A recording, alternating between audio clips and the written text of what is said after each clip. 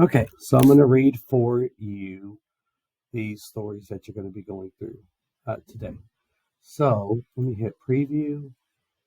Okay, I'm going to just put random name, right? Record mine. Next. Okay, actually, I need to go back. I'm sorry. Let me go ahead and go back because I don't need to do that. All right, I'm just going to go down through the list right here. So the first story we come to is the tale of Peter Rabbit. It starts. Mrs. Rabbit, now, my dears, you may go into the fields or down the lane, but don't go into Mr. McGregor's garden. Your father had an accident there. Now run along and don't get into mischief. I'm going out. Flopsy, let's gather blackberries. Mopsy, sounds wonderful. Cottontail, come on, Peter, be good and come with us. Peter, no, that does not sound very fun. I'm going to go check out Mr. McGregor's garden. Peter ran off before the others could say anything and squeezed under the gate. Peter, this place doesn't seem so scary, just yummy. Oh, look, there's lettuce, French beans, and radishes. Mr. McGregor, stop, thief. Mr. McGregor was on his hands and knees pulling out young cabbages, but he jumped up and ran after Peter, waving a rake. The next one, protect our public lands.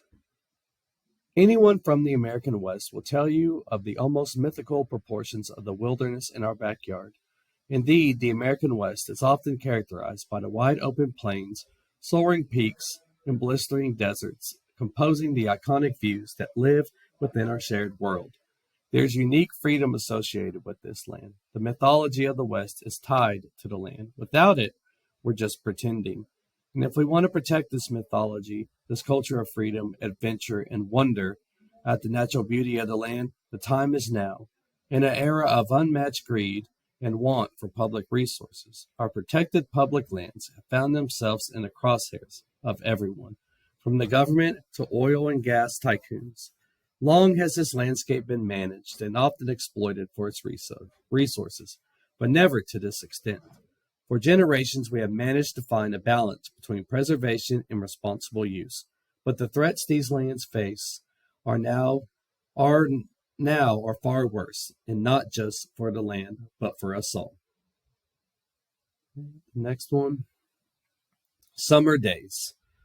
I remember the warm summer breeze blowing through my hair as I stood on the cliff's edge, overlooking the crystal clear water below. I took a deep breath and closed my eyes, feeling the sun on my skin and the salt in the air. With a leap, I jumped off the cliff into the water below, feeling a rush of adrenaline and pure joy as I hit the cool water. Moments like these made me truly appreciate life and all. Okay, the memories of that adventure will always stay from me, reminding me that sometimes taking a leap of faith can lead to the most incredible experiences. Excuse me. Next story. Reading. Reading is a great way to unwind, learn, and expand one's knowledge. Recently, a good friend lent me a book which I found it very useful. It was a subject that I had been curious about for quite some time. The book offered not only great insights but also tips on how to apply my newfound knowledge. I was excited to learn more with each passing page. It's amazing how a good book accomplishes so much. For example, it can change one's perspective, solve problems, and promote new interests.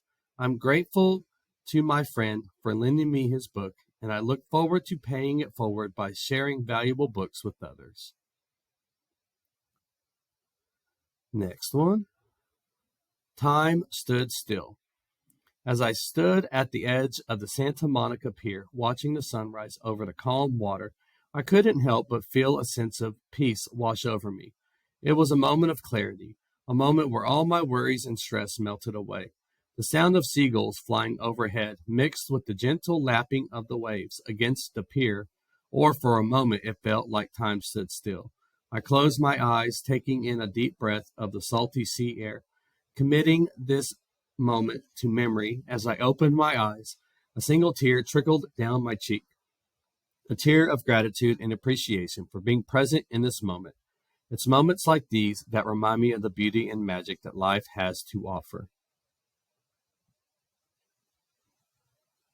Okay, next one. Phases of the moon.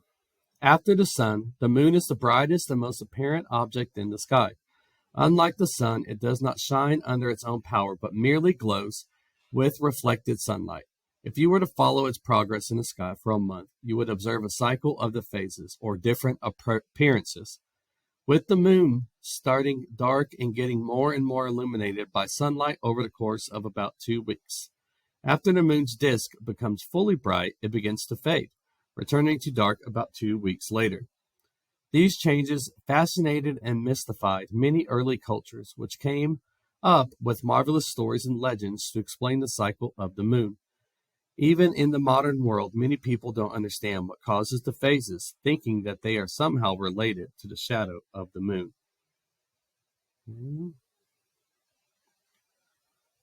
Right. Introduction. The arrival of the wizard.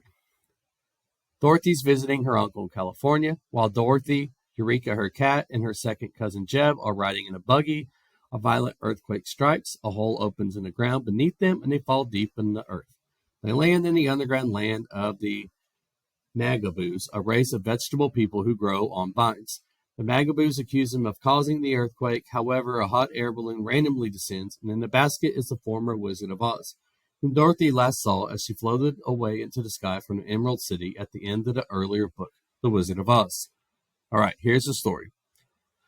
"Why," cried Dorothy in amazement, "it's Oz!" The little man looked towards her and seemed as much surprised as she was, but he smiled and bowed as he answered, "Yes, my dear, I am Oz, the great and terrible, eh? And you are little Dorothy from Kansas. I remember you very well." "Who did you say it was?" whispered Zeb. "It's the wonderful Wizard of Oz. Haven't you heard of him?" Just then the man with the star came and stood before the wizard. "Sir," he said, "why are you here in the land of Magaboos?" "Didn't know what land it was, my son," returned the other with a pleasant smile. "And to be honest, I didn't mean to visit you when I started. I live on top of the earth, your honor, which is far better than living inside it. But yesterday I went up in a balloon, and when I came down, I fell into a big crack in the earth, caused by an earthquake. I had let so much gas out of my balloon that I couldn't rise again. And in a few minutes the earth closed over my head.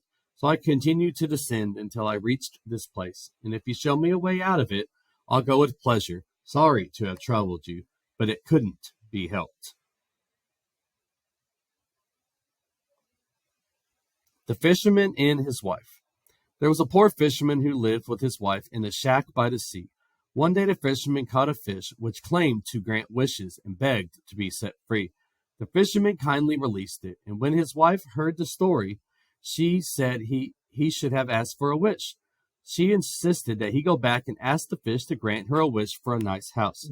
The fisherman reluctantly returned to the shore, but was uneasy when he found that the sea had become cloudy, and it was so clear before.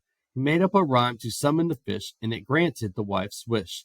The fisherman is pleased with his new wealth, but his wife is not, and demands that her husband go back and wish that he be made a king.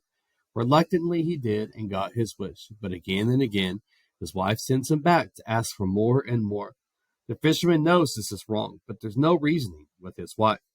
He said they could be content with what they have, but his wife was not content. Every time a wish was granted, the sea grew rougher and rougher. Eventually the wife wishes to command the sun, moon, and stars. Instead of granting this, the fish tells the fisherman to go home. With that, the sea becomes calmer, and the fisherman and his wife are back in their original shack. Okay, last story. Aladdin. Aladdin is a poor youth living in China. A sorcerer pretending to be the brother of Aladdin's late father convinces Aladdin to help him. The sorcerer's real motive is to persuade young Aladdin to retrieve a wonderful oil lamp from a magic cave. After the sorcerer attempts to double-cross him, Aladdin finds himself trapped in the cave. Aladdin is still wearing a magic ring the sorcerer lent him. When he rubs his hands in despair, a genie appears and releases him from the cave. While in possession of the lamp, when his mother tries to clean the lamp to sell it to buy food for their supper, a second, far more powerful genie appears. With the aid of the lamp's genie, Aladdin becomes rich and powerful and marries the princess. The genie builds Aladdin and his bride a wonderful palace. The sorcerer hears of Aladdin's good fortune and returns. He steals the lamp by tricking Aladdin's wife. He orders the lamp's genie to transport the palace. Aladdin still has the magic ring and summons the lesser genie. The genie of the ring takes Aladdin to the palace where he slays the sorcerer.